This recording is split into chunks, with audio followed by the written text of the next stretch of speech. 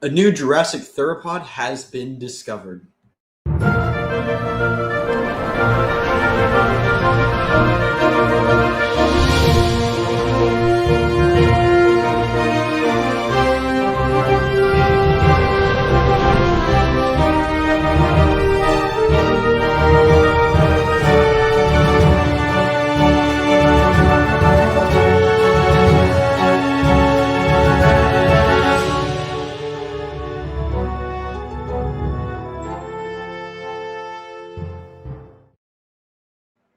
Hey guys, welcome back to the Prehistoric Life podcast. I'm your host, Eric Crawford, and today we're talking about the newly discovered Juliasaurus. I'm assuming that's how you pronounce it.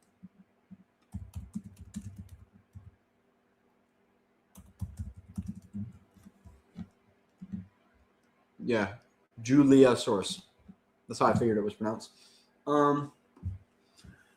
So we're going to just dive right into this one. Talk about how it was discovered. The discovery of Juliasaurus began with a routine fossil survey in exposed Jurassic rock layers. Paleontologists were examining an eroded hillside when a small section of bone, later identified as a part of a vertebra, was spotted protruding from the sediment. At first, it didn't seem unusual. Fragmentary fossils are common in these formations. But as excavation began, more bones started to appear in close proximity. Additional vertebra, parts of the pelvis, and sections of limb bones. The density and preservation of the material suggests it wasn't random scatter. It was a partially intact skeleton. Careful excavation followed. Each bone was mapped, documented, and removed with precision. The surrounding sediment indicated the remains had been rapidly buried, likely in a river or floodplain environment, which helped preserve the fossils over millions of years. What started as a single exposed bone quickly became something much more significant. So this is actually a really big discovery. We'll get into this a little bit later too. We'll discuss later about what this means for paleontology and things like that. So Juliosaurus was uncovered by a small field team of paleontologists conducting research in the late Jurassic Formation in western North America. An area similar environment to the age of the famous Morrison Formation. The team was led by Dr. Elaine Vargas, a vertebrate paleontologist specializing in Jurassic ecosystems alongside graduate students and field technicians. She had been surveying the region for several weeks before the first fossil was identified. The discovery site itself was remote, dry, rugged terrain that would have looked completely different 150 million years ago. During the Jurassic, this region was a humid floodplain, like I mentioned earlier, filled with rivers, vegetation, and diverse dinosaur life. After excavation, the fossils were transported to a university lab where preparation and analysis would take place over the months and eventually years. So this thing has been kind of a long time coming a little bit. And actually, if you want to go check out some of these places, here's a word from our sponsor. Huge shout out to today's sponsor, Dinosaur Trips. If you enjoy these majestic creatures I talk about here on the podcast and would like to go see them for yourself, I would heavily recommend Dinosaur Trips. Dinosaur Trips is a company created to give people a behind-the-scenes in-look on museums and dig sites, along with just having an amazing time looking at these amazing, fabulous, majestic creatures. So if you sound interested, go to www.dinosaurtrips.com and tell them Prehistoric Life sent you and get $250 off your tickets. Now, back to the show. No, this is actually a different problem here. Juliosaurus is the nickname of a newly identified, potentially new species of theropod dinosaur discovered in 2020 within the Morrison Formation in Wyoming, USA. The significant 75% complete 6-meter long skeleton was sold by London-based gallery David Aaron to a private collector in 2024 before going on public display in 2026. This kind of stuff shows why private collections can be damaging to science, because this is a completely new species that has just been in someone's collection for whatever, that hasn't been able to be studied that well. So, yeah.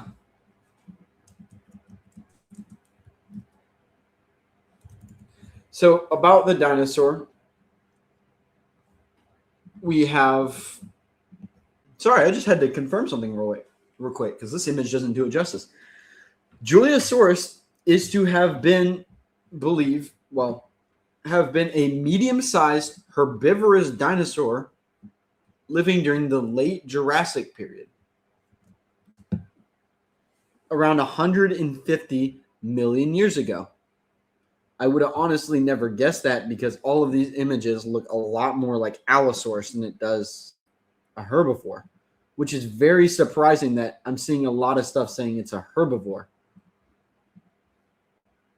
Granted, this is the Google AI overview, so let's see what this resource is. EI News. Huh. Scientific discovery plays an important role in David Aaron's display and sale of dinosaur fossils, with significant breakthroughs in recent years serving to further scientific community's understanding of prehistoric specimen. David Aaron, who's was involved in 2025 discovery of a new species, the Dinosaur, a dinosaur from the late Jurassic period, 152 to 145 million years ago. Upon acquiring the fossils, David Aaron presented the specimen to the Natural History Museum of London, I would presume, who identified the potential for a new discovery. The gallery identified the generous private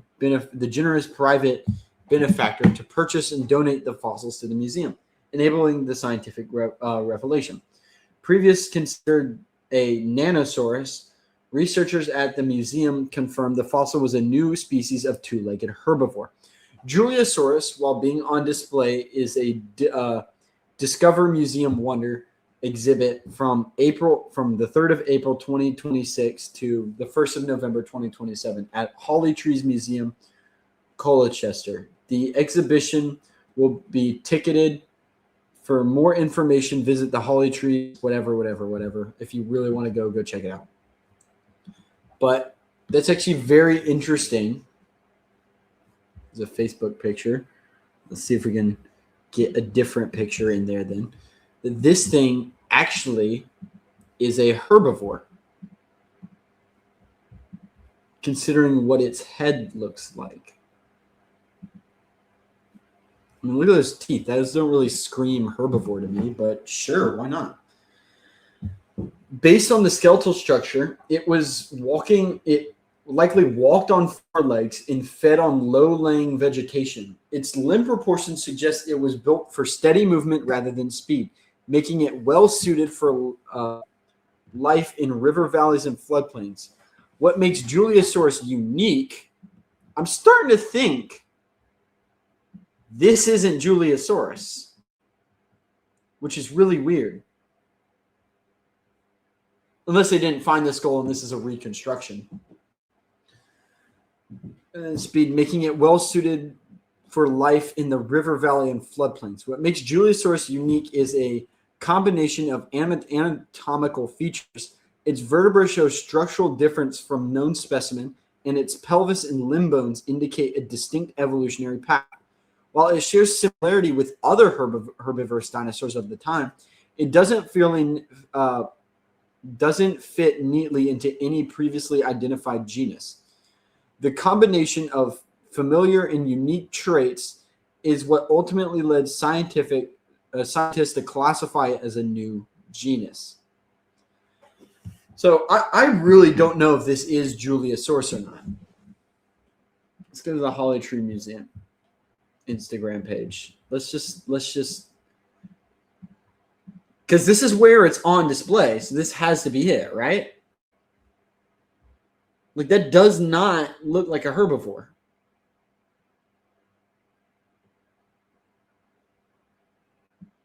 Simulated to Allosaurus or Myosaurus, the different anatomy. One of the most important North American fossils discovered in the recent years, Juliosaurus. Juliosaurus is indicated carnivorous fossils come from mostly carnivorous theropod dinosaurs.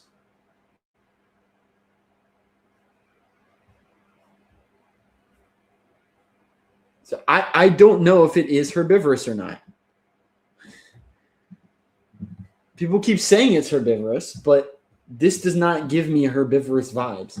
And this is saying the 145 million-year-old fossil comes from a mostly carnivorous theropod dinosaur.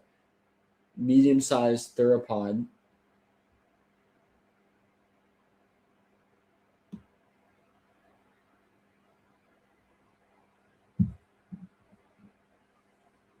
I don't...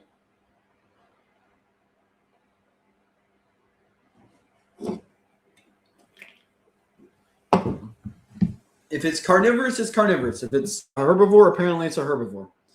What this means for paleontology. The discovery of Juliasaurus highlights one of the most important truths in paleontology. We do not yet have a complete picture of prehistoric life. Even in well-studied formations, new species continue to emerge. Juliasaurus suggests that dinosaur diversity during the Jurassic period may have been greater than previously understood. It also demonstrates how small anatomical differences, details in bone structure, can reveal entire new branches of evolutionary tree. Each new genus helps refine how scientists understand relationships between species and how different groups of dinosaurs evolve over time.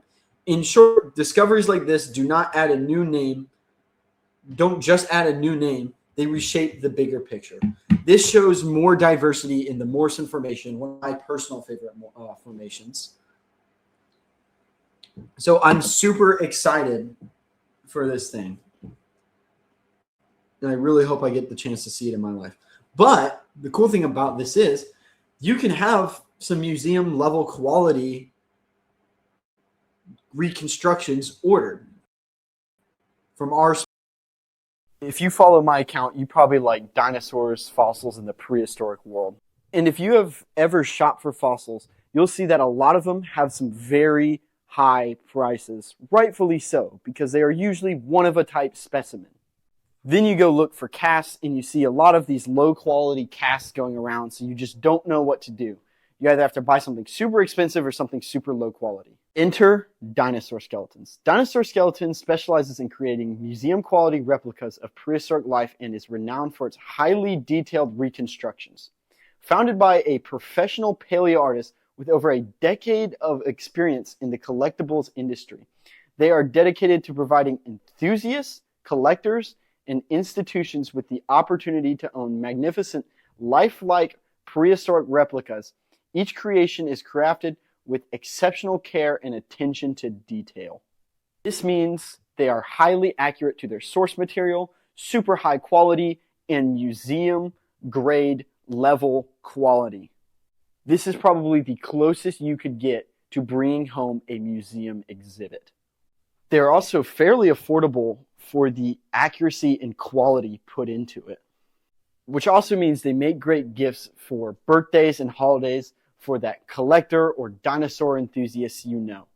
So go check out Dinosaur Skeletons and get your cast today. Yeah, looking into this deeper, this thing is definitely a carnivore. 100%. There's no reason why all this... I don't know. Maybe debate without the skull for a while led people to say it was a herbivore or something, and we recently got the skull. I really don't know. But this thing is 100% a carnivore. I'm seeing some stuff saying it's a herbivore. I really don't know anymore. But this thing is 100% a carnivore. So what it means for the Jurassic period. The Jurassic period is often imagined as a world dominated by massive dinosaurs, but Juliosaurus adds a nuance in this image. It represents the kind of mid-sized carnivore that would have played a key role in the ecosystem, feeding on smaller predators shaping that kind of life and serving as prey for possibly larger predators such as Allosaurus, Torvosaurus. Its existence supports the idea that the Jurassic ecosystem were complex and balanced, with the wide range of species filling different ecological niches. Rather than a landscape of only giants, the Jurassic becomes a more detailed and dynamic world, one where diversity, adaptation, and evolution are constantly at work. So this thing basically gives us another Ceratosaurus kind of creature to go up against, if that makes sense. We now have another mid-sized carnivore, that Ceratosaurus. So we have like Torvosaurus and Allosaurus as like the big two that go head-to-head usually. And then Ceratosaurus is kind of just bullied down there. I guess Juliosaurus now slides in there with the Ceratosaurus, and now that Ceratosaurus has the like medium, smaller two. What if we'll get a Ornitholestes brethren sometime soon? Not saying that this thing is related to Ceratosaurus whatsoever. 75% complete. So yeah, this thing doesn't look like it's related to Ceratosaurus. Honestly, it kind of looks like an Abelisaur before the arms start to shrink a little more. But whenever they do more research on it, I'll do a more deep dive episode on this. But until then, remember, mark your calendars for May 1st and May 2nd.